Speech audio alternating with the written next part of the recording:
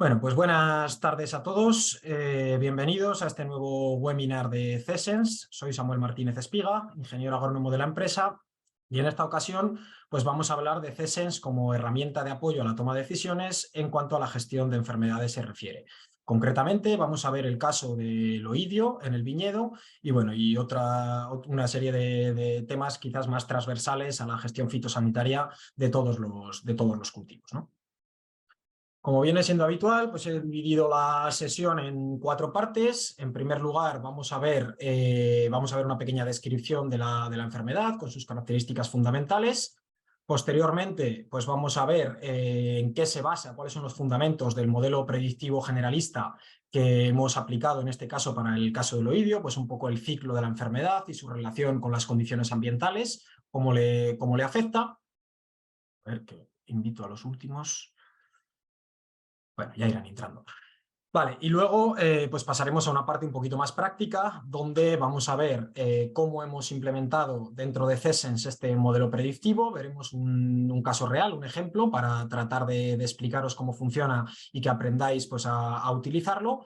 Y para finalizar, pues os voy a enseñar unas métricas nuevas que hemos implantado dentro del software que nos permiten pues, evaluar la idoneidad de las condiciones ambientales a la hora de realizar tratamientos fitosanitarios, ¿no? Esto es lo que digo, que tiene un carácter un poquito más general, un poco más transversal. Vale, a ver, que no deja de entrar gente y lo tengo que admitir a mano. Vale, pues en primer lugar, como os decía, vamos a hablar un poco del oidio de la vid en general, una descripción. Trataré de ser pues, lo más breve posible porque entiendo pues, que la mayoría de los asistentes estáis relacionados con el mundo de la viticultura y seguramente pues, conocéis perfectamente tanto los daños, la sintomatología como los problemas que acarrea esta enfermedad, pero bueno, pues hay que definirla un poco y pues para por si acaso alguien no la conoce. Entonces, en primer lugar, pues nada, esta enfermedad, el oidio de la vid, pues es una enfermedad de origen americano que llega a Europa a mediados del siglo XIX. Si no recuerdo mal, creo que las primeras infecciones se detectan, no sé si es en Francia o en Inglaterra, en torno a 1845, y rápidamente, 10 años después, llega ya a la península ibérica. Está provocada por un hongo ectoparásito que se llama Uncicula necator, y que sea ectoparásito quiere decir 2 cosas. Una, que es un parásito obligado, es decir, que no va a poder desarrollarse, que no va a poder completar su ciclo biológico en ausencia de un huésped. Y en segundo lugar, pues que vive en la zona del ecto ese, que vive en la zona exterior de los tejidos vivos del huésped. Es una enfermedad bastante versátil, digamos, es capaz de prosperar en un rango de condiciones ambientales muy amplio. A partir de los 15 grados, de los 5 grados, perdón, ya prolifera, y no es hasta los 35 cuando detiene su crecimiento. A ver, voy a admitir a los últimos. Perdonad, vale. Esta versatilidad que tiene, bueno, esta capacidad de proliferar ante un rango tan amplio de temperaturas y que además, pues bueno, le influye la humedad relativa, como veremos más adelante, pero no necesita unas condiciones determinadas de agua libre, pues hace que esta enfermedad se haya instalado en la mayoría de regiones vitivinícolas de nuestro país, como es el caso pues, de La Rioja, que es de donde trabajamos fundamentalmente nosotros, que pues, se considera una enfermedad endémica. Digo endémica porque es una enfermedad pues, que aparece todos los años de forma recurrente, con mayor o menor incidencia en función de las condiciones ambientales de la campaña, ¿no? Pues en años en los que la climatología es más favorable para la enfermedad, como fueron, puesto que os pongo aquí, las campañas del 18 y del 20, tuvimos más daños, pero pues bueno, siempre hay algo de oidio y es una enfermedad recurrente. Por eso el término este de endémica, que quizás pues, no es la acepción más adecuada. Uncicula necator afecta a todos los órganos verdes de la cepa y pues el micelio es muy característico, es este polvillo blanco, este polvillo blanquecino que le da pues que le otorga pues, los nombres con los que se conoce coloquial o vulgarmente. En nuestra región es habitual escucharlo como ceniza, pero bueno, pues en función de la zona también se le conoce como cenicilla, blanqueta, polvo, roya, cendrada o un sinfín de nombres populares que la mayoría, ya digo, hacen referencia a este polvillo blanco tan característico. En cuanto a los síntomas y daños que genera, pues bueno, recordar esto que decía, que el oidio puede afectar a todos los órganos verdes de la cepa. Si bien es cierto que los primeros ataques normalmente los vamos a registrar en las zonas más sombreadas, en los embeses de las hojas, porque las esporas de dispersión son fotosensibles y prefieren zonas sombreadas. Y bueno, pues aquí pues, os he puesto una tabla con, pues digamos, un resumen de los síntomas y los daños en los órganos de la vid, ¿no? En primer lugar, en la hoja, pues yo creo que es de sobra conocida la sintomatología. Al principio aparecen unas pequeñas manchas aceitosas en el haz con puntitos y más difusas en el embés, que podrían confundirse con la sintomatología del mildiu, pero rápidamente aparece ese polvillo blanco ceniciento tan característico que se desprende al pasar el dedo, que nos permite identificarla. Además, pues bueno, estas hojas es habitual que presenten deformaciones, se van encorvando los laterales hacia arriba en el haz y al final terminan en forma de teja invertida.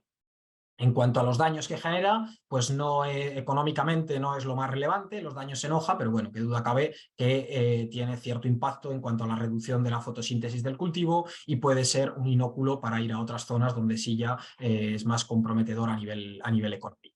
En los brotes y los sarmientos pues sería parecido. Al principio aparecen unas manchas difusas de color verde oscuro que van creciendo y volviéndose más oscuras conforme avanza la vegetación y al final pues se terminan volviendo casi negruzcas cuando se van lignificando estos brotes, ¿no? A partir de la lignificación se considera que ya no son sensibles. Los ataques fuertes provocan un mal agostamiento del sarmiento que a su vez pues, tendrá una repercusión en la acumulación de las reservas de las yemas, que lo veremos pues, en la brotación de la campaña siguiente. Y un caso muy particular es que cuando estamos en la época de brotación y viene una masa de aire frío, por lo que sea, tenemos temperaturas bajas, el micelio, como os decía anteriormente, es capaz de prosperar por encima de 5 grados, por lo que es posible que se dé el caso en el que la viña frena su crecimiento, el micelio sigue creciendo y aparecen pues, estos conocidos brotes bandera, ¿no? Que son brotes en los que están completamente infestados de oidio. Por último, tenemos los racimos, que es la parte, pues digamos, que más daños económicos genera, porque este oidio afecta tanto a la calidad como a la cantidad de la cosecha, que son los granos que estamos haciendo. La sintomatología, pues al principio aparece este tono plomizo que se ve aquí y rápidamente se recubren también del mismo polvillo blanco que hablábamos anteriormente. En cuanto a los efectos que tiene, pues lo que provoca es una detención del crecimiento de la piel, y esto implica pues, que cuando el grano engorda se termina agrietando, se termina rajando y al final pues, por ahí penetran otro montón de podredumbres. También es habitual que si el ataque se da en tamaño guisante, pues se provoque el secado y la caída de las bayas. Se considera que las uvas son susceptibles del ataque del oidio hasta que alcanzan los 8 o 10 grados Brix, que más o menos corresponde con la fase de envero, si bien es cierto que si la infección ya está establecida, las esporas no son capaces de germinar, pero sí el micelio puede seguir desarrollándose hasta prácticamente la maduración, hasta los 15 grados. Voy a admitir a los últimos que siguen conectándose. Vale.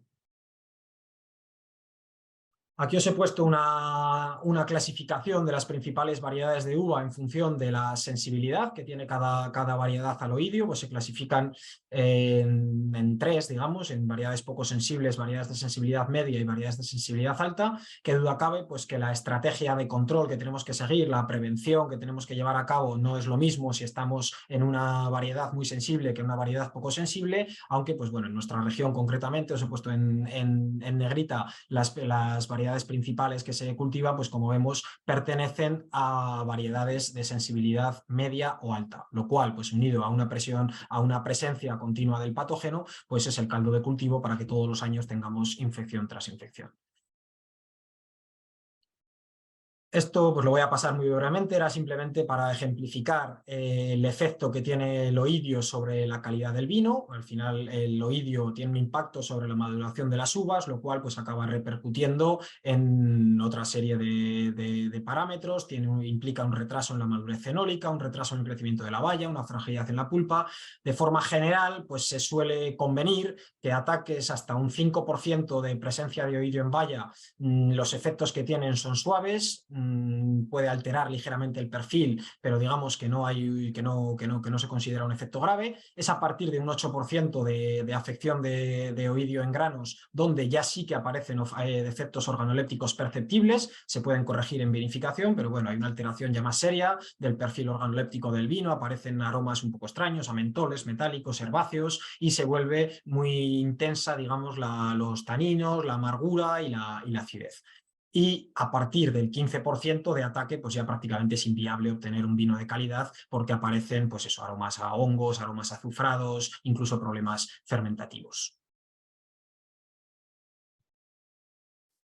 Medidas culturales y de prevención. Pues esta es como la primera parte siempre a la hora de diseñar una estrategia de control, ¿no? Como es habitual en todas estas enfermedades, pues todas aquellas medidas que adoptemos para favorecer pues, que haya un microclima menos favorable para la enfermedad y que además permita que los fitosanitarios penetren mejor o de forma más homogénea en el cultivo, pues van a ser favorables. Este es el caso de sistemas de conducción como los emparrados o las espalderas, que permiten una buena circulación de aire y prevén de un sombrero excesivo, y intervenciones como el deshojado o el desnietado, ¿no? Pues con el objetivo de mantener también copas vegetativas abiertas que permitan pues, aplicar tratamientos fitosanitarios de forma eficiente y generar un microclima pues, menos favorable para la enfermedad, favorecer aireación, evitar zonas de sombreo, altas humedades, etcétera, etcétera.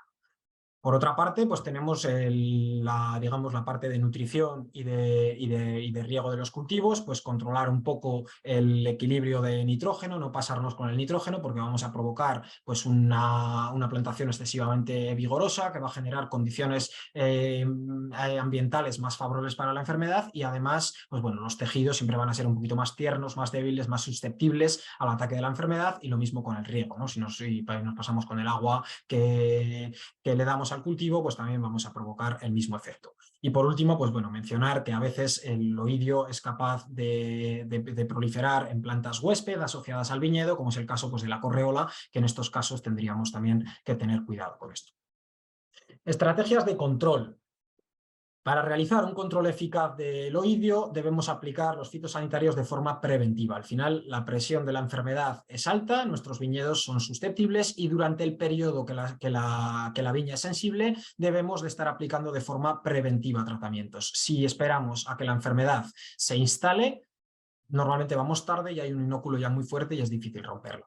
Entonces es habitual pues, realizar un calendario de tratamientos en el periodo sensible del viñedo, que viene a ser pues, más o menos desde la brotación. Normalmente se da el primer tratamiento antes en función del ataque que hemos tenido en la campaña anterior. Es una enfermedad bastante cíclica. Si hemos tenido una afección grave esta campaña, la siguiente seguramente que vayamos a tenerla más porque ha quedado un fuerte inóculo. Entonces, bueno, pero más o menos se realizan tratamientos pues, entre la brotación, cuando tienen 10 centímetros, y hasta el envero, porque recordad que a partir de ahí el racimo pues ya no es susceptible. Si bien si tenemos mucha presencia, pues ya veremos más adelante que igual también tenemos que realizar un tratamiento de exterminación. A la hora de decidir cuándo realizar esos tratamientos, pues en vez de utilizar el calendario de plazos fijos, las estrategias de control integrado lo que hacen es hacer conteos de 100 hojas y racimos, y cuando se observan incidencias superiores al 1 o 2%, pues entonces se decide realizar ese tratamiento, ¿no? Al final, lo que os decía un poco antes, cuando lo detectamos ya vamos un poquito tarde y lo que cada vez hay más consenso es en que el control efectivo pasa por un control inicial riguroso que reduzca fuertemente el inóculo y, por tanto, digamos, minimicemos las infecciones posteriores. Vale, ya para terminar esta parte de introducción, pues hay un conjunto de productos fitosanitarios autorizados que podemos utilizar para luchar contra el oidio. Se pueden clasificar en torno pues, a su modo de acción, que si son penetrantes, sistémicos, de contacto, y lo que es más importante, en torno a las materias activas que utilizan. Al final, como en todo calendario de tratamientos, es importante no repetir materias activas para evitar pues generar resistencias, y esto pues lo podemos hacer o bien atendiendo a la materia activa o bien utilizando este código FRAC que aparece aquí, que pues bueno, digamos que agrupa las familias de materias activas, y simplemente habría que tratar de no repetir una aplicación con un producto que tenga el mismo número 2 veces. Tradicionalmente, pues el producto estrella para la lucha contra el azufre, perdón, ya me he adelantado, el producto estrella para la lucha contra el oidio ha sido el azufre, tanto en su versión mojable como en su versión de espolvoreo. Lo que pasa es que, bueno, pues tiene una serie de restricciones que hay que tener en cuenta a la hora de utilizarlo, ¿no? Como es de sobra conocido, pues no se puede tratar cuando hay temperaturas por encima de 30-32 grados, porque el azufre quema el cultivo. También hay que vigilar en condiciones de bastante frío. Normalmente se recomienda no tratar por debajo de 15-18 grados porque hay una pérdida de eficacia asociada pues, a que hay menos vaporización del azufre y se pierde parte del efecto. Y bueno, y no utilizar azufres mojables en época de floración porque dicen que favorece la época de flora. Vale, una vez que sabemos un poco con quién nos las estamos viendo, definida la enfermedad, voy a tratar de explicaros pues, este modelo generalista en el que nos hemos basado para desarrollar la estrategia de lucha contra el oidio, que es el modelo de Gubler-Thomas, desarrollado por la Universidad de California, y pues se basa un poco, como todos los modelos, en describir el ciclo de la enfermedad y definir cómo le afectan las condiciones ambientales para cada fase. Lo que decía, la base de cualquier modelo predictivo es la dependencia entre el metabolismo, entre el desarrollo, entre el ciclo de vida del patógeno y las condiciones ambientales. Aquí tenemos el típico triángulo de la enfermedad, donde pues, en el centro está transmisión y propagación, la enfermedad en sí misma cuando se produce y digamos que tiene tres patas, los tres vértices del triángulo. Por un lado, tenemos lo que sería la variedad, clon y portainjerto, que esté el huésped, que va a alojar al patógeno, la vid, pues aquí tendríamos el periodo en el que hay vid susceptible de infestarse, como veíamos anteriormente, pues entre rotación más o menos y en vero. Por otro lado, en el otro vértice necesitamos la presencia del patógeno, que ya hemos visto que también está presente en nuestra zona año tras año, así que esta es una condición que siempre se va a cumplir.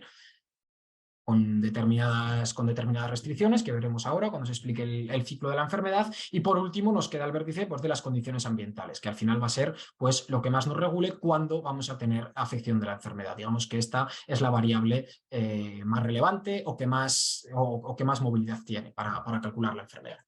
¿Vale?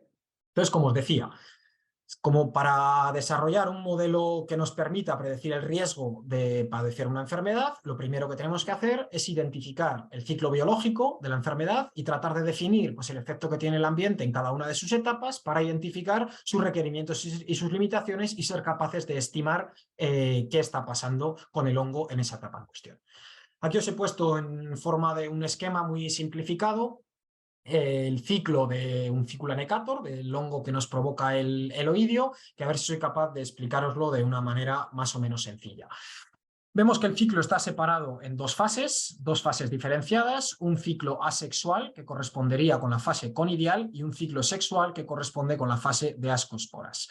Vamos a empezar por esta segunda parte. Esta segunda parte, el ciclo sexual, se da de forma predominante en invierno, no en invierno, sino que es la forma en la que el hongo pasa, digamos, el periodo de reposo vegetativo, cuando las condiciones no son favorables y cuando las condiciones no son favorables y no tiene un huésped donde sobrevivir. Entonces, a final de verano, pues el micelio presente en la superficie de las hojas se junta un micelio, dos micelios compatibles, un micelio masculino y un micelio femenino, se reproduce y genera estas estructuras que se llaman clastotecios o chasmotecium en inglés, ¿no? Estas estructuras las veremos más adelante, son unas bolitas que van cambiando de color en función de su grado de madurez, crecen de tamaño mucho al final, se vuelven negras, se pueden llegar a observar incluso a simple vista y cuando hay una lluvia a final de verano o con determinadas condiciones ambientales, se desprenden, normalmente se quedan adheridas a la zona leñosa del tronco de la vid y ahí es donde pasan el invierno hasta en forma de unas ascas que son las que liberan hasta que se dan unas condiciones ambientales determinadas para que esas ascas liberen las ascosporas, que son lo que va a germinar cuando se den estas condiciones, ya digo, y nos va a provocar esta primera infección de primavera. Estas ascosporas llegarían a la hoja, germinarían generando este austorio, que es un aparato chupador que se introduce dentro del parénquima de la hoja y es de donde se va a alimentar el hongo. A partir de aquí ya entramos en el ciclo asexual, en la fase conidial, donde se va a ir desarrollando el micelio. Conforme se vaya desarrollando van a aparecer sus estructuras reproductivas que se llaman conidióforos, que cuando estén maduras van a generar los conidios que van a su vez liberarse, depositarse en una nueva zona, generando un nuevo ciclo de infección. En resumen, al final, este ciclo asexual, esta fase conidial, es la que vamos a tener de forma reiterada y fundamental durante la época de crecimiento vegetativo, durante la campaña de crecimiento activo de la vid, mientras que esta fase asexual va a ser la que le permita al hongo sobrevivir el invierno y la que nos va a generar el inóculo inicial y la que cuando se active va a generar pues, que comience esta infección en este segundo ciclo, ¿no? Vale, vamos a ver, diferenciando estas dos fases, que diferencia el modelo, digamos qué condiciones ambientales necesita cada fase para desarrollarse, para de esta manera pues, ser capaces un poco de describir cómo va la enfermedad en función de las condiciones ambientales. Aquí tenéis dos imágenes donde se muestran estos claistotecios de los que os hablaba, pues en distinto grado de madurez, y en esta tabla de aquí aparecen las condiciones que se tienen que dar para que se activen, para que germinen las ascosporas, para provocar la infección inicial. Esto serían las estructuras en las que pasa lo que os he dicho, en otoño, en invierno pasa en forma de ascas y las ascosporas se activan cuando se dan estas condiciones. Fijaros que hay dos variables que tengo que tener en cuenta a la hora de determinar cuándo se van a activar estas ascosporas. Por un lado, necesita que haya humectación foliar, que haya condensación, lluvia, que haya agua libre encima de las hojas y la cantidad de horas que necesitan con humectación, con agua libre, depende de la temperatura diaria promedio. Así, vemos que las condiciones de temperatura más favorables en las que se produce más rápido esta infección de ascosporas corresponden a este intervalo que he señalado en rojo, entre 17,2 y 23,8, porque solo hace falta 12 horas seguidas de humectación foliar a esta temperatura para que se activen estas ascosporas. Fijaros que si nos vamos a temperaturas más frías o temperaturas más cálidas, sigue siendo posible que se activen estas ascosporas, pero ya necesita de una cantidad superior de horas a esta temperatura para que se produzca esta activación. ¿Vale? Estas infecciones de ascosporas no son muy relevantes en cuanto a los daños que generan, pero sí que son, ya digo, el inóculo inicial, la infección primaria que a su vez va a generar pues, que luego tengamos afecciones más o menos severas. Una vez que se han provocado estas ascosporas, que se han activado estas ascosporas, pasamos a la segunda fase del modelo, donde ya estaría el micelio instalado en las hojas y comienzan a desarrollarse estos conidios y a hacer el ciclo de reproducción asexual que va a provocar sucesivas infestaciones. ¿Qué condiciones ambientales nos influyen para esta fase conidial, para este ciclo asexual? Pues bien, el modelo de Gubler-Thomas determina que la temperatura óptima para que se produzca este desarrollo se sitúa entre los 21 y los 29 grados. Hay un valor máximo por encima del cual el hongo detiene su crecimiento, que son los 35 grados que hemos visto anteriormente, y para que se active esta fase conicial hay una condición, y es que tiene que haber 3 días seguidos consecutivos con 6 horas consecutivas cada día en las que la temperatura esté dentro de este intervalo óptimo. ¿Vale? 3 días seguidos con 6 horas seguidas entre 21 y 29 grados. Cuando se da esa condición, se activa la fase conidial y a partir de aquí lo que vamos a hacer es calcular un índice de riesgo que va entre 0 y 100, utilizando estos parámetros que os he contado anteriormente para evaluar, digamos, cuál es la tasa de desarrollo de la enfermedad. ¿Cómo se calcula este índice de riesgo que va de 0 a 100? Cada día se evalúan las condiciones y se suma o se resta un valor al índice. Cada día lo que tenemos que mirar es si hemos tenido 6 horas consecutivas. Al final esto se basa en valores momentáneos de temperatura, no es una media ni nada, son valores momentáneos de temperatura. Entonces lo que tenemos que ver es si hemos tenido 6 horas consecutivas en este rango, en el rango óptimo, entre 21 y 29 grados. Si hemos tenido esta condición, si se cumple, se suma 20 puntos al índice. Que no hemos tenido 6 horas consecutivas, se restan 10. Además, con que haya 15 minutos con temperaturas por encima de 35 grados, se le resta 10 al índice. ¿Vale? Y hay una condición, y es que la variación máxima diaria no puede ser más de 20 puntos positivos ni 10 puntos negativos. Es decir, que todas estas condiciones se suman y se restan, pero al final no puede haber más de esta variación diaria. El comienzo del índice, cuando se activa esta fase conicial, ya empieza con un más 60, porque hemos tenido 3 días consecutivos en los que se han dado estas condiciones, 20 puntos cada día, así que el índice arrancaría, digamos, cuando se activa ya con un 60 positivo, Y bueno, también que cada vez que se realice un tratamiento fitosanitario, veremos que es un índice interactivo que necesita de que nosotros le aportemos información de cómo vamos realizando los tratamientos. Este índice se resetea a 0. ¿Vale? Esta es la idea un poco de cómo funciona. Esto me parece un poco lioso, así contado de palabra, pues os lo he intentado plasmar en este esquema que pongo aquí para que se entienda a nivel general, digamos, por orden cronológico, cómo se van sucediendo los distintos modelos de forma secuencial, ¿no? Aquí tenemos un calendario cronológico pues, que representa los principales estados fenológicos de la vid conforme va avanzando la campaña. Y en primer lugar, pues desde la brotación, nosotros creo que utilizamos por defecto el día 1 de abril para adaptarnos un poco pues, a las diferentes casuísticas que tenemos. Pero desde que arranca la brotación, con un algoritmo o bien manualmente, como sea, hay que ir comprobando que cuando se dan estas condiciones para la activación de las ascosporas, este número de horas de humectación foliar en función de la temperatura media del ambiente. ¿Vale? Se va evaluando. En el momento en el que se dan estas condiciones, aparece pues, este suceso, que es la activación de las ascosporas. Hay un hito aquí. Este día se dieron las condiciones, se activa las ascosporas. A partir de aquí, el modelo cambia. Ya no estamos buscando las condiciones para que se activen las ascosporas, sino vamos a buscar las condiciones para que se active la fase conidial. Estos 3 días seguidos con 6 horas o más consecutivas en el intervalo óptimo de temperatura, entre 21 y 29. En el momento en el que se den estas condiciones, se activan los conidios y comenzamos ya la fase de cálculo del índice de riesgo del modelo. A partir de esta activación, diariamente se van evaluando las temperaturas momentáneas para generar un índice que nos va a ayudar a la toma de decisiones para decidir cuándo realizamos los tratamientos fitosanitarios. El objetivo de esto al final es generar un calendario dinámico que nos permita ajustar los intervalos entre tratamientos en función de la presión de la enfermedad que nos está indicando este índice de riesgo que vamos a calcular diariamente, ¿no?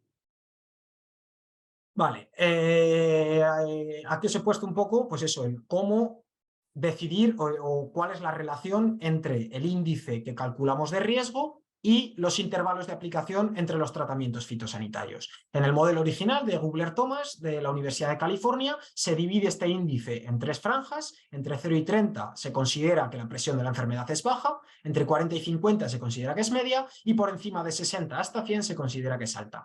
¿Qué quiere decir esto en cuanto al desarrollo del patógeno? Cuando estamos en condiciones, en un índice bajo, en condiciones de presión de la enfermedad baja, se asume que el hongo no es que se muera, es capaz de sobrevivir, pero está prácticamente parado. Hay presencia, pero no hay desarrollo de la enfermedad. Sin embargo, cuando estamos en el rango medio de este índice de riesgo, se asume que el hongo es capaz de completar su ciclo reproductivo cada 15 días. Y cuando las condiciones ambientales son muy adecuadas para el hongo, cuando estamos en un índice de riesgo alto, se asume que la reproducción del patógeno, el ciclo reproductivo, es cada 5 días. A partir de aquí, lo que hace el modelo Gubler-Thomas a la hora de utilizarlo, a la hora de aplicarse, es asignar en función de las familias de productos fitosanitarios que tenemos a nuestra disposición, es asignar unos intervalos de aplicación, un intervalo máximo y un intervalo mínimo en función y un intervalo intermedio, depende del caso, en función de del valor del índice, de la presión de la enfermedad que tengamos en el momento de realizar el tratamiento.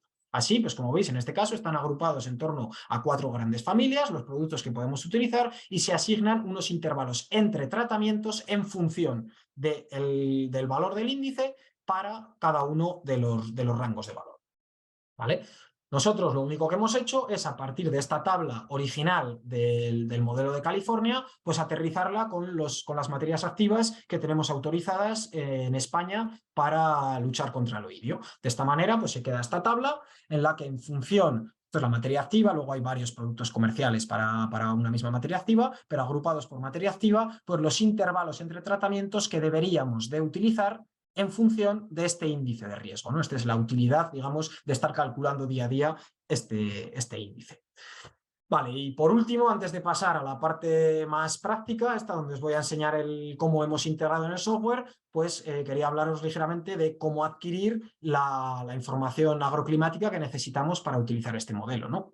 Pues se puede utilizar información agroclimática de las estaciones públicas cercanas, de los SIAR o de las estaciones de AEMET o de donde sea, si bien es cierto que pues esta información no va a ser lo más representativa posible. En este caso, lo que estamos utilizando son dos variables muy sencillas, simplemente con el valor de temperatura y con el valor de humedad foliar ya es suficiente para utilizar este modelo, pero es cierto pues, que el valor de humedad foliar es un valor bastante particular de la parcela en cuestión y el dato de temperatura, si bien las temperaturas medias son bastante extrapolables en estaciones cercanas, en este caso lo que estamos utilizando es la temperatura instantánea. Nos importan bastante las máximas y los mínimos y esto pues también es difícil de extrapolar. Entonces, pues hay, ¿qué os voy a decir yo? Pero una ganancia de precisión bastante relevante si utilizamos datos propios de cada parcela, ¿no? En este caso, nosotros como CESENS, por lo que estamos ofreciendo para poder utilizar este modelo, sería lo mínimo imprescindible, sería una estación mini con dos entradas de dos sensores, donde colocaríamos pues, dos sensores muy sencillos, un sensor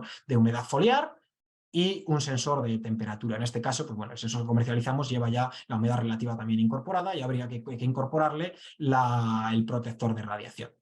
Pero vamos, esa es un hardware pues, bastante sencillo. Es cierto que con estaciones más completas pues también se podría calcular.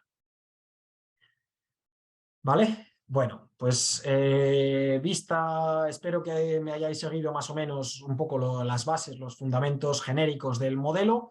Ahora vamos a ver pues lo que os decía antes, ¿no? Cómo hemos integrado esto en el software y pues a partir de un ejemplo vamos a ver si soy capaz de transmitiros de una forma práctica pues cómo utilizar este modelo en la plataforma.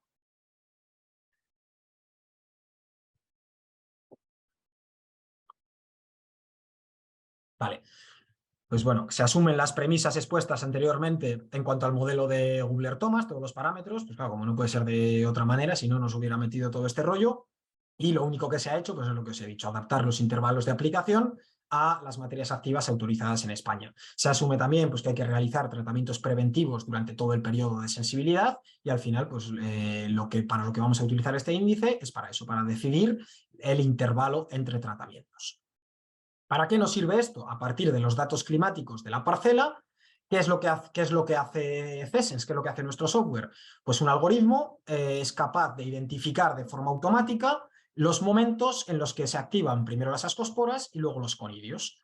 Digamos que no hace falta estar chequeando con los datos de clima generales todos los días si se ha dado la condición, sino que hay un algoritmo que revisa continuamente eso y en el momento en el que se den estas condiciones, pues nos avisa. A partir de aquí, una vez que se han activado las ascosporas y posteriormente los conidios, se calcula de forma automática también día a día cómo va evolucionando este índice y a partir de aquí el sistema tiene cargada en su base de datos las materias activas junto con los intervalos máximo y mínimo de aplicación y lo que va a hacer es asignarnos de forma automática también, pues digamos, pues, lo que se llama un calendario dinámico de tratamientos, ¿no? Cuándo tendríamos que realizar el próximo tratamiento, ajustando este intervalo en función del índice que vamos calculando.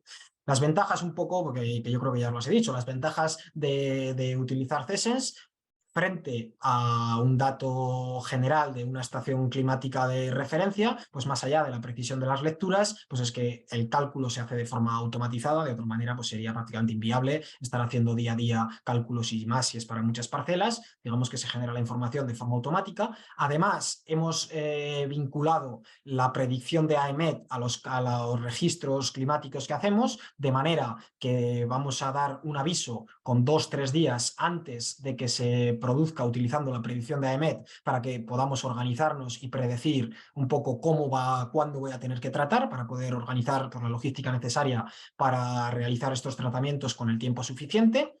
Todo esto está linkeado a un sistema de alertas que depende de cómo lo tengamos configurado, pues como siempre llegan al móvil, al correo, pero me va dando avisos el sistema con cierta anticipación y como sabréis también, pues estamos trabajando en el desarrollo del cuaderno de campo digital, que va a ser obligatorio de aquí a nada. Y bueno, pues la idea un poco es que ya que os pedimos que introduzcáis los tratamientos para poder utilizar el modelo porque es interactivo, pues que no tengáis que meter la información por duplicado y utilizar la información que se carga dentro del modelo ya para generar el cuaderno de campo, ¿no? Y no tener que introducir 2 veces la información.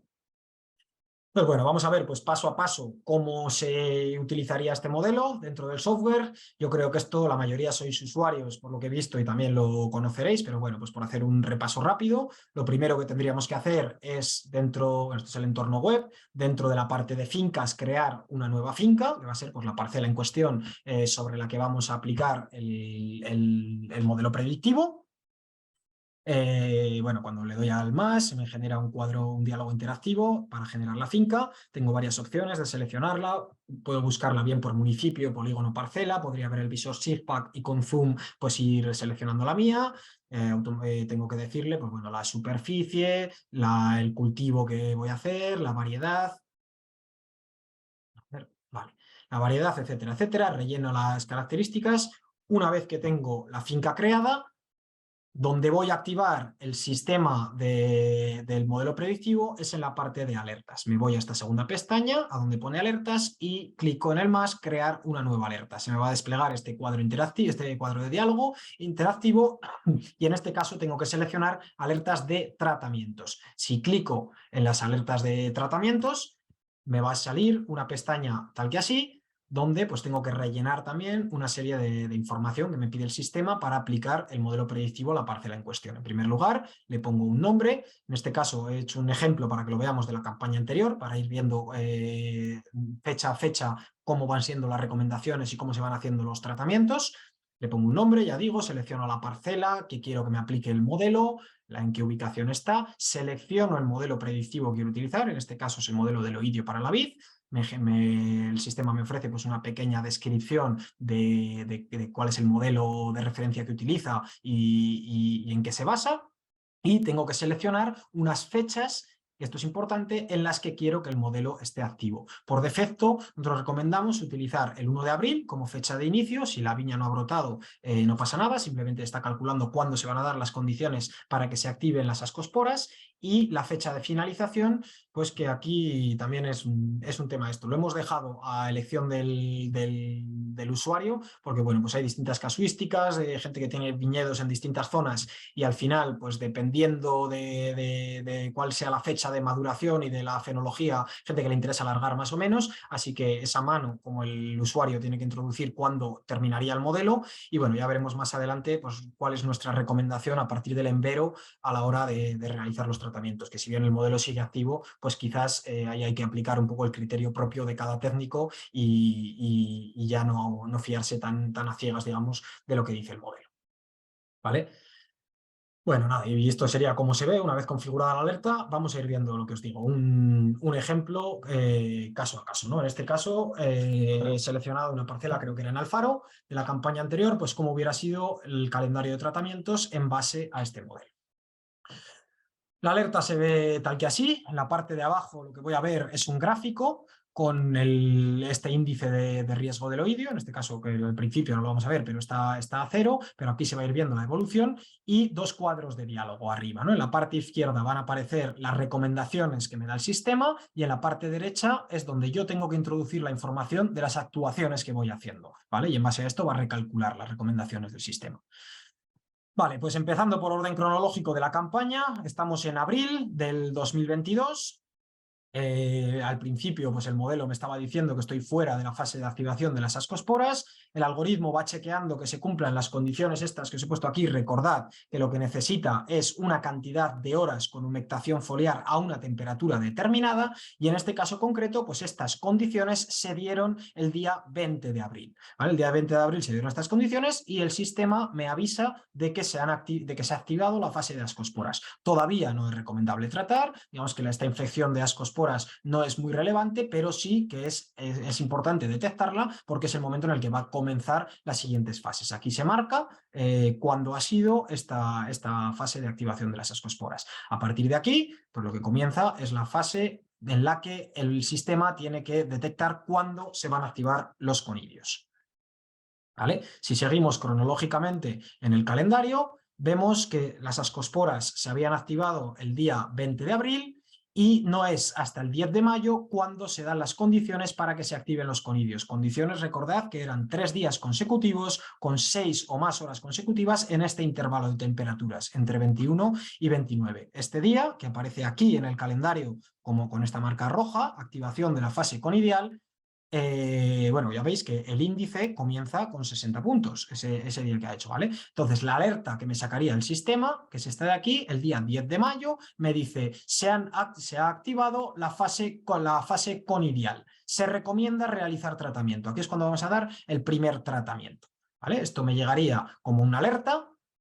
Realmente no lo he puesto aquí, pero el sistema está configurado de tal manera que lo que hace es una lectura, digamos, 2 días antes, basada en la predicción, y nos mandaría una alerta al móvil diciendo, es muy probable que en 2 días se vaya a activar la fase conidial. Prepárese para realizar un tratamiento. Y el día en el que se cumple, si ya se han cumplido, ahora sí, con la lectura real de nuestros sensores las condiciones, nos va a mandar un mensaje de confirmación.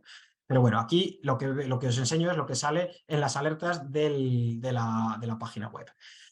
Como decía, el día 10 de mayo se han dado las condiciones para que se active la fase conidial. Voy a admitir a los últimos que todavía van entrando por aquí. Se han dado las condiciones para que se active la fase conidial y el sistema me recomienda realizar un tratamiento. El usuario ha dado, aquí en la parte donde él introduce la información, vemos que el día siguiente da un tratamiento con azufre a razón de 5 kilogramos por hectárea.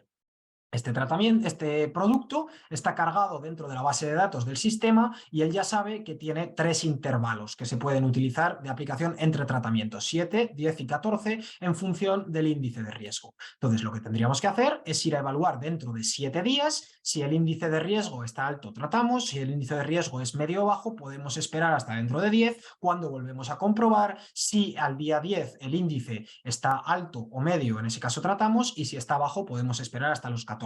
Cuando lo volveríamos a comprobar y solo en el caso de que siga abajo, pues ahí podríamos valorar en función ya de lo que veamos en campo si alargar más o no más o tratar.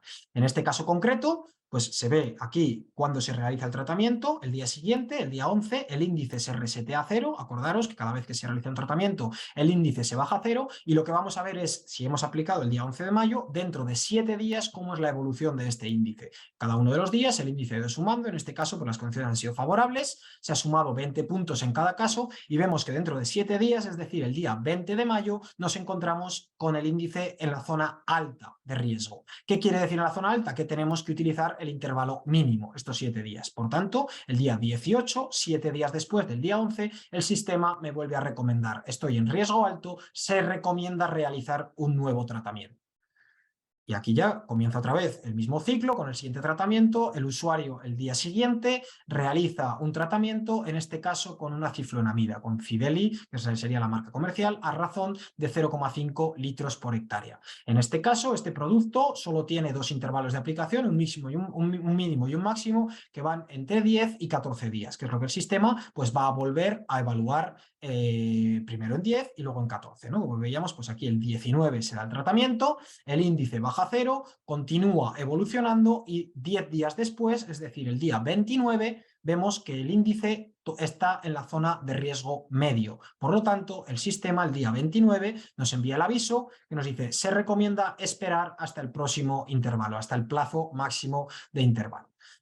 Entonces, 4 días después, si aquí era 10, aquí era 14, el 29, lo tengo ya en la siguiente pantalla. Si quiere pasar. Bueno, aquí os he puesto, perdón, una captura antes de seguir, cuando a la hora de introducir los tratamientos, me imagino que lo conocéis también, pero tanto si le das a la parte de aplicar tratamiento como en el cuaderno de campo, que es lo que vamos a implementar a partir de ahora, pues se genera un cuadro desplegable para rellenar la información correspondiente al tratamiento que se realiza, ¿no? Pues se seleccionaría la finca en la que se está tratando, ya está asignada un cultivo y una superficie, se selecciona la fecha de tratamiento, contra qué patógeno estoy tratando, qué producto utilizo, los equipos y los aplicadores que previamente tengo que tener cargados en CESENS. Todo esto pues es para lo que os digo, de generar luego el informe del cuaderno de campo digital directamente y, bueno, y otra serie de información que se podrá rellenar directamente aquí. Ya digo, nos habíamos quedado en esta cifloenamida, que a los 10 días todavía el rango estaba bajo, y si nos vamos a los 14, es decir, el día 2, ahí el riesgo ha crecido, es alto, por tanto el sistema el día 2 de junio nos recomienda realizar un nuevo tratamiento. En este caso, pues bien, la verdad que no sé qué ha pasado aquí, o bien porque haya unos días de lluvias, bien porque no ha podido, por logística, por lo que sea, tarda 3 días el usuario en dar el tratamiento frente a la recomendación que se da el día 2, él trata el día 5, es el día 5 cuando se resetea este índice y en este caso trata pues, con otra materia activa, alternando con penconazol a razón de 0,3 litros por hectárea y esta materia activa tiene un intervalo de 10 días mínimo y 21 días máximo entre tratamientos. Me voy a ver a los 10 días del día 5, el día 15, cómo está la evolución de este índice de riesgo que se ha ido calculando, veo que estoy en una zona media-baja, puedo esperar, que es lo que me dice el sistema, se recomienda esperar hasta el próximo intervalo, el día 15, y a los 21 días, cuando se cumple el intervalo máximo entre tratamientos para el penconazol, veo que el índice de riesgo está en un rango alto. Por tanto, el día 26 el sistema me recomienda realizar un nuevo tratamiento que el usuario realiza un día después, en este caso con azotistobrin a 1 litro por hectárea, y el intervalo nuevo sería 14-21. Bien, así se va haciendo sucesivamente a lo largo de la campaña. No queda mucho, por eso lo voy a terminar, pero bueno, al final, una vez cogida esta dinámica, pues es siempre igual, ¿no? El próximo tratamiento, el próximo intervalo, lo tendríamos que ver a los 14 días, a partir del 27 de junio, que corresponde al 11 de julio. En este caso estábamos en una zona alta, se vuelve a recomendar realizar un tratamiento, se realiza el día siguiente, en este caso con un tebuconazol, a 0,3 litros por hectárea, entre 10 y 21 días de intervalo entre tratamientos, se resetea el índice, sigue evaluando el índice. Aquí fijaros, en estas zonas es común que ya en julio o agosto el índice sea menos alto porque tenemos días de más calor y normalmente, pues ya digo que temperaturas superiores a 15 grados frenan el desarrollo del hongo. Nos vamos 10 días después y vemos que el índice sigue en una zona baja, por tanto se recomienda esperar hasta el próximo tratamiento, el 22 de julio, el próximo tratamiento que sería dentro de 21 días, el 2 de agosto, y en este caso sigue estando bajo el índice. Entonces aquí el mensaje que manda el sistema es: evalúa la necesidad de tratamiento. ¿Por qué? Porque atendiendo exclusivamente a lo que dice el modelo, no podemos recomendar tratar como tal, no se han dado las condiciones para que haya un desarrollo de la enfermedad, pero también sabemos que la enfermedad no se muere. Entonces, aquí ya pues entra un poco el criterio del técnico de cada campo, evaluando en campo qué está pasando con algún tipo de conteo, con algún tipo de registro, si decide tratar o si decide espaciar todavía un poquito más los tratamientos. En este caso, pues aunque el plazo cumplió el día 2 de agosto, a pesar de que pues bueno, todavía quedan unos días, el usuario decide realizar un último tratamiento ya. En teoría, según las fechas, esto debería ser en Vero, pero el día 19 de agosto. Que bueno, pues aquí ya digo que a partir de estas fechas ya es un poco el criterio de cada cual y en función sobre todo de la afección que hayamos tenido, ¿no? En casos de que hayamos manejado la viña bien y no haya habido una presencia alta de la enfermedad, pues normalmente no es necesario tratar. Si bien, pues si ha habido un desarrollo fuerte y todavía tenemos presencia de oidio, pues ahí quizás puede ser recomendable realizar un último tratamiento en agosto.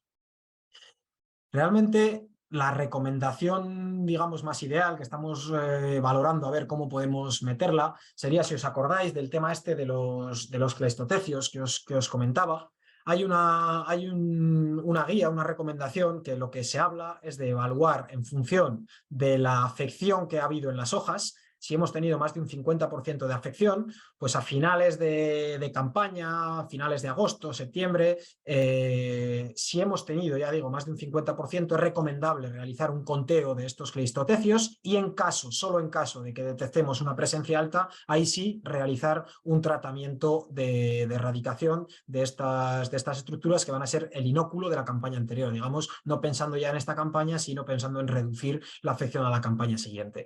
Para esto pues hemos visto que hay algo de trabajo, no mucho, pero hay algún modelo hecho para determinar cuándo es el momento idóneo para ir a hacer estos conteos de cleistocecios, pero bueno, estamos todavía valorándolo y por ahora ya digo que lo dejamos un poco a libre interpretación del usuario. ¿Vale? Nada, y aquí pues como se vería un poco una campaña completa, he tenido que ir haciendo con zoom para poder explicaroslo, cómo se vería pues esta evolución de los índices en función de los tratamientos que se van generando y de las recomendaciones del sistema. Ya digo que esto se calcula, digamos, de forma predictiva también a 2-3 días vista, de manera que frente a estas alertas que os muestro aquí, habría que añadirle una que nos va a mandar el sistema 2 días antes para que estemos preparados, que puede fallar si cambian las condiciones los últimos 2 días, pues mandará un aviso de que se ha corregido y si no una confirmación de que efectivamente se han dado, pero de esta manera pues nos podemos anticipar un poco a no decir, oye, tiene que tratar este día y este día voy a tratar, porque pues, realmente no es viable, ¿no? Vale, y para terminar ya, no sé cómo voy de hora, pues me he pasado un poquito como siempre, pero bueno, esto ya va a ser más o menos breve. Quería enseñaros pues estas nuevas métricas que hemos implantado en CESENS, que digamos que lo que nos permite es evaluar, ya no sin atender a la enfermedad, evaluar la idoneidad de las condiciones ambientales a la hora de tratar, ¿no? Que para, digamos que buscando pues optimizar, mejorar la eficiencia de la aplicación de los tratamientos, pues cuándo es buen momento en función de las condiciones ambientales para tratar o para no tratar. Al final, lo importante para que un tratamiento sea eficaz es asegurar pues, un tiempo, bueno, que se moje, llegar a todo el cultivo entero, pero es asegurar un tiempo de contacto adecuado entre el producto que estamos aplicando y la planta. Y eso lo regula al final por la tasa de evaporación. La tasa de evaporación, como sabéis, os lo he contado muchas veces, es dependiente de la humedad y la temperatura ambiental. Quiero decir, el agua libre, el agua líquida, se evapora más rápido, cuanto más calor y más seco está el ambiente, y más lenta, cuanto más frío y más húmedo está el ambiente, ¿no? Entonces, una variable, hay varias variables que integran estos dos valores que son interdependientes dentro de un único valor. Podríamos utilizar el DPV, pero en el caso de los tratamientos fitosanitarios, pues es habitual utilizar esta métrica que os pongo aquí en pantalla, que se llama delta de temperatura. Delta de temperatura no es otra cosa que la diferencia entre la temperatura del aire y la temperatura del bulbo húmedo.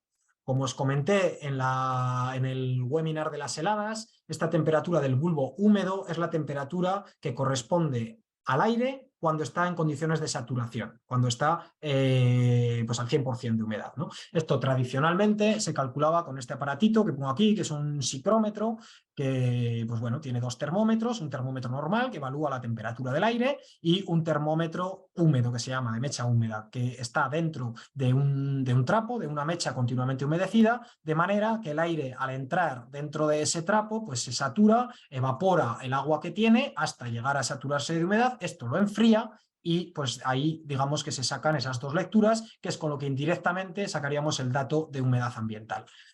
Nosotros y otras muchas compañías, pues de un tiempo a esta parte ya digamos que hacemos el proceso a la inversa, ¿no? Porque es pues menos laborioso, requiere de menos mantenimiento. Esto al final pues es un poco tedioso la interpretación de las lecturas, requiere de mantener continuamente humedecida esta mecha y lo que utilizamos pues es el proceso a la inversa, ya digo, que son sensores que integran una lectura de temperatura y de humedad relativa y a partir de ahí calcularíamos la temperatura del bulbo húmedo.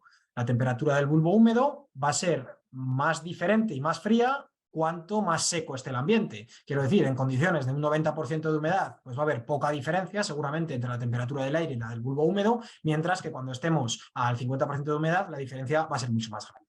¿Vale? Esto lo podemos ver un poco en esta gráfica que os pongo aquí, donde pues, se representa esta diferencia, este delta T, esta diferencia de temperatura seca versus temperatura del bulbo húmedo, en función de la humedad relativa y de la temperatura seca. Así, pues vemos cómo, por poner un ejemplo, a 5 grados y a un 80% de humedad, a un 70% de humedad, la diferencia o sea, el delta T, la diferencia entre la temperatura seca y húmeda sería de 2 grados, estas son las curvas, lo que quiere decir pues, que en el ambiente estamos a 5 grados, mientras que la temperatura del bulbo seco, del bulbo húmedo, perdón, estaría a 3. Hay 2 grados de diferencia. Mientras que si nos vamos pues, un poco al otro extremo, por poner un ejemplo, pues estamos en un 50% de humedad y a 30 grados de temperatura ambiental, la diferencia, el delta T, es de 8 grados, lo que quiere decir que mientras que la temperatura del aire es de 30, la temperatura del bulbo húmedo es de 22. Hay mucho potencial de refrigeración del aire con toda el agua que todavía le cabe, con toda la evaporación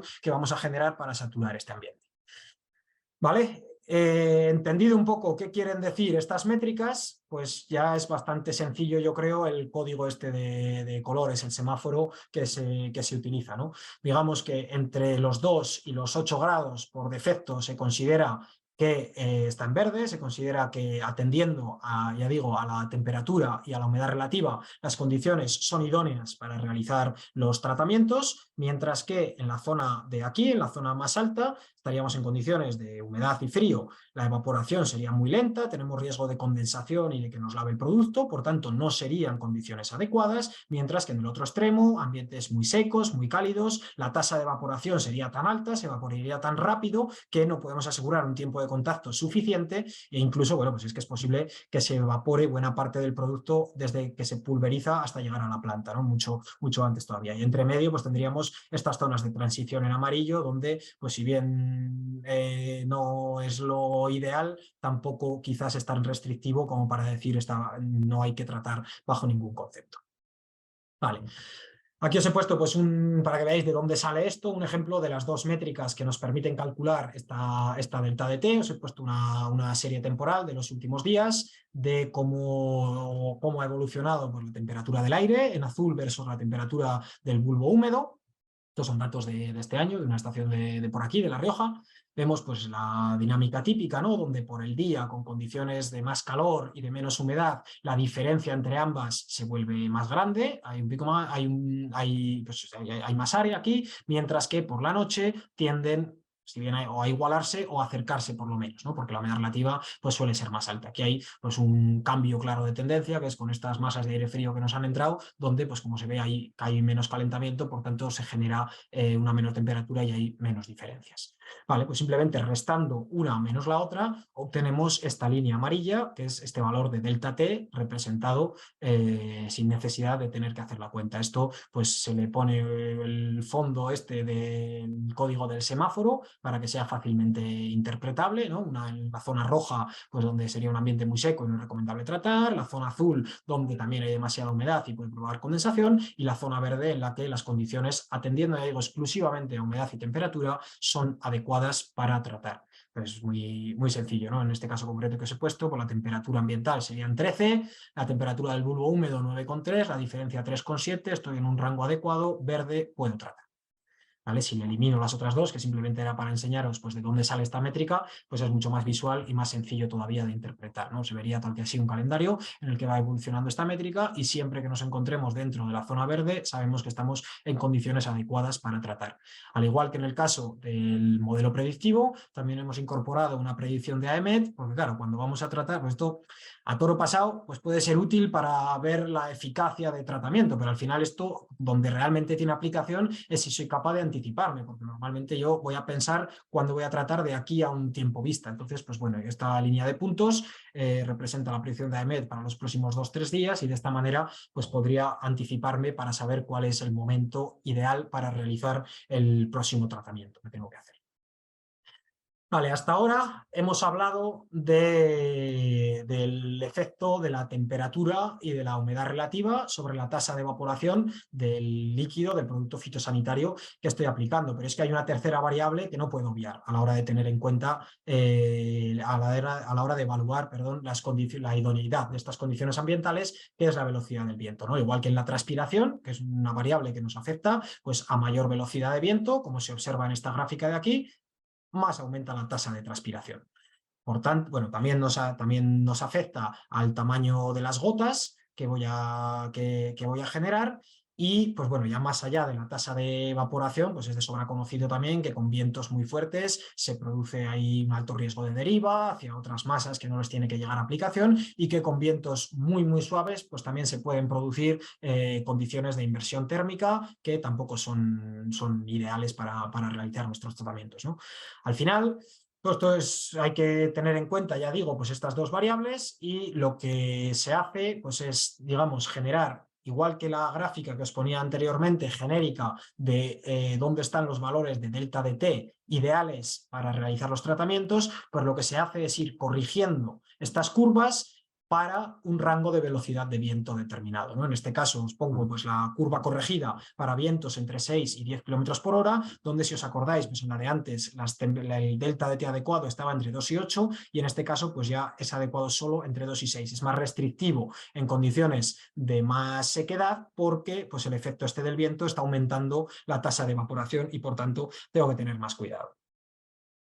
Esto es un poco pues, para ejemplificar que no digo que no se pueda, es posible tomar decisiones con estas dos métricas, pero bueno, pues es un poco laborioso la interpretación de estas dos métricas representadas en una gráfica a la vez, ¿no? Pues evaluar cuándo estoy en condiciones adecuadas en el delta de t, y teniendo en cuenta también la velocidad de viento, ¿no? Pues se suele asumir que por encima de 15, 20 por hora no hay que tratar, lo que os digo, y cómo cuantifico el efecto que tiene sin duda más un viento de 10 km por hora sobre la tasa de evaporación que uno de 5, ¿no? Si las tengo por separado. Entonces lo que hemos hecho es, en función de estas curvas corregidas para cada velocidad de viento, como os enseñaba antes, es generar una única métrica que se llama ventana de aplicación, que integra estas dos subvariables, la velocidad de viento y el delta de t, para generar pues, un único valor al que poder atender para saber si es recomendable o si no es recomendable realizar un tratamiento en función de las condiciones ambientales de ese momento, si son idóneas para que sea eficaz mi tratamiento o no. Esto os lo he puesto con las dos detrás para que veáis cómo sale. Pues en el momento que he seleccionado, pues vemos que en un delta de t de 2,3 estamos en la zona más baja, con una velocidad de viento de 10 por hora sería máximo, estaría en condiciones adecuadas, pero si elimino pues, la velocidad de viento y la delta de t y simplemente me quedo con la ventana de aplicación, se quedaría pues una cosa así, ¿no? Bastante más sencilla de interpretar. Otra vez el código del semáforo, donde pues, está dividido en tres fases: la zona verde en la que las condiciones son óptimas para tratar, una zona amarilla en la que puedo tratar pero teniendo ciertas precauciones, no es lo más ideal, y una zona roja donde no debería tratar bajo ningún concepto.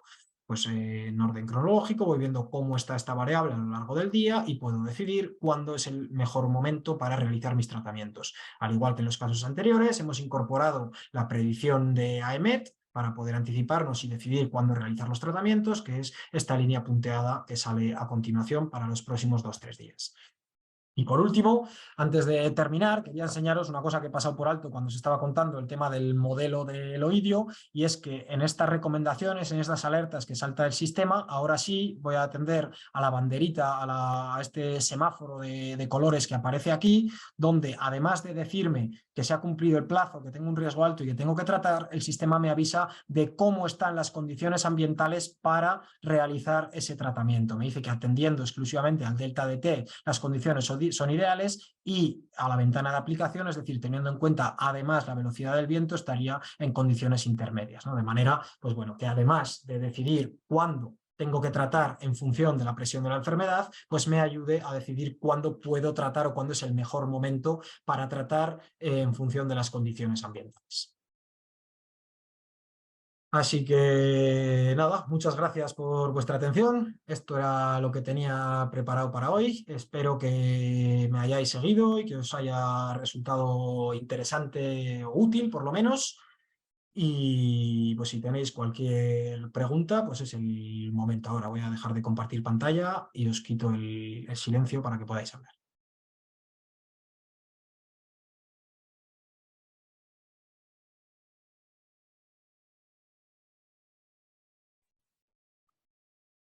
Hola, Muy buenas. he llegado un poquito tarde a la charla y entonces te quería comentar los vídeos estos que tenéis puestos en la aplicación. ¿Lo vas a colgar para ver si lo miro desde el principio? Sí, se colgará, se colgará. Lo he grabado la sesión y pues lo que tarden en editarlo un poquito los compañeros de comunicación, pero para la semana que viene, más o menos, calculo que estará subido a las plataformas, seguro. Venga, gracias, ¿eh? Nada. Hola, buenas tardes. Muy buenas. ¿El modelo cuándo estará activo en la aplicación? El modelo, pues desde ya, o sea, la idea era que esté en la campaña y esta semana se estaba implantando ya, así que no sé si estará desde ya, pero si no, a más tardar, la semana que viene estará disponible para el público general. De acuerdo, gracias. Nada.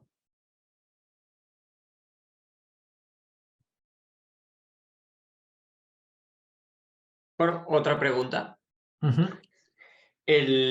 Cuando estás hablando de la T, en la app móvil, no está disponible que haya alguna alerta que puedas ver la T más fácil, o siempre tienes que hacer una consulta avanzada para ver la T No. no? La T quieres decir el delta de T, esa variable que os he Sí, explicado de los tratamientos. No, o sea, se ha modificado ahora. Dentro de las métricas, antes aparecía como una variable de climatología y ahora hemos hecho un apartado donde creo que se llama algo de modelos de enfermedad o algo relacionado con defensa fitosanitaria, donde aparecen esas dos métricas, la delta de T y la ventana de aplicación. Podrías configurártelas para verlo directamente en la pantalla de tiempo real, en el resumen ese que sale. Podrías configurar para hacer una alerta en base a esa variable exclusiva también, o puedes verla directamente en las consultas. vale, perfecto. ¿Vale? Quizás hay no se me ha olvidado comentar, para hacer el cálculo del delta de T se utiliza un dato de presión.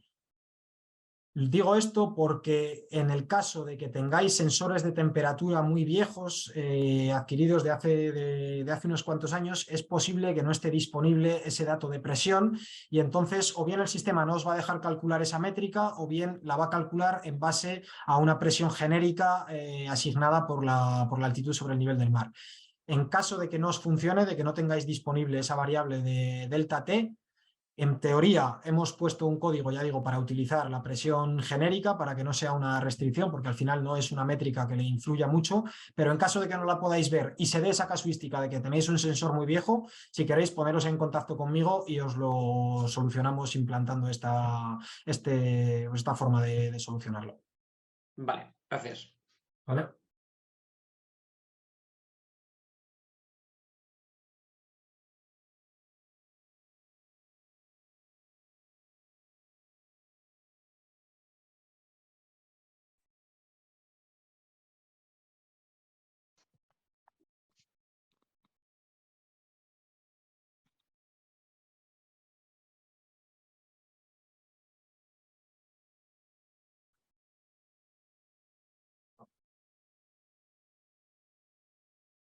Bueno, pues veo que no hay muchas más preguntas. Eso es que lo he explicado muy bien todo, ¿no? Bueno, en cualquier caso, lo dicho, se quedará subido en las redes y cualquier consulta posterior o lo que sea, os he dejado mi contacto, me podéis escribir y podemos hablar lo que queráis. Hola, Samuel. Hola, buenas. Sí, quería preguntarte, porque hasta la semana pasada en estaciones públicas estaba activo el modelo y ya no aparece. ¿Va a volver a estar disponible? Pues seguramente es porque están justo trabajando los informáticos para programar e implementar dentro del software y igual pues estas cosas de que puntualmente ahora no se ve aquí y allá pues corresponden a estos cambios que están tocando la programación del software. En principio sí, se quedará como estaba, no debería haber un cambio al respecto. Tendrás que generar una finca tú para aplicar el desarrollo, el modelo predictivo sobre tu finca en cuestión y tener en cuenta pues, que los datos, digamos que no van a ser lo más representativos, pero en teoría debería funcionar. Aunque la estación no tenga sensor de humedad en hoja. Aunque claro, no, o sea, necesitaría el dato de humedad de hoja que la tenga la estación pública de referencia. De cualquier manera, no sé si lo he contado durante la presentación o no, esta fase de la humedad de hoja solo es necesaria para determinar el momento en el que se produce esa infección primaria, esa activación por ascosporas. Dado que en nuestras condiciones, si la infección no viene, si no se dan esta activación de las ascosporas, Normalmente hay infección de todas maneras porque se transporta por el viento, de la finca del vecino, de lo que sea. Entonces, hemos implementado una restricción conforme a la cual el día 1 de mayo, si no ha habido afección por ascosporas, de cualquier manera el sistema considera que ya están las condiciones para que comience la fase conidial. De manera que tendría esta restricción. O sea, si tú no tienes el dato de humedad foliar, no vas a poder anticiparte si se dieran las condiciones antes, pero por defecto el sistema va a calcular que se han cumplido las condiciones y a partir del 1 de mayo comenzará a estar activa la fase conidial del modelo y te dará las recomendaciones pertinentes. Perfecto, gracias. ¿Vale? A ver por el chat si se ha quedado alguna pregunta sin contestar. Creo que no, que esto es lo que me ha preguntado ya por a viva voz.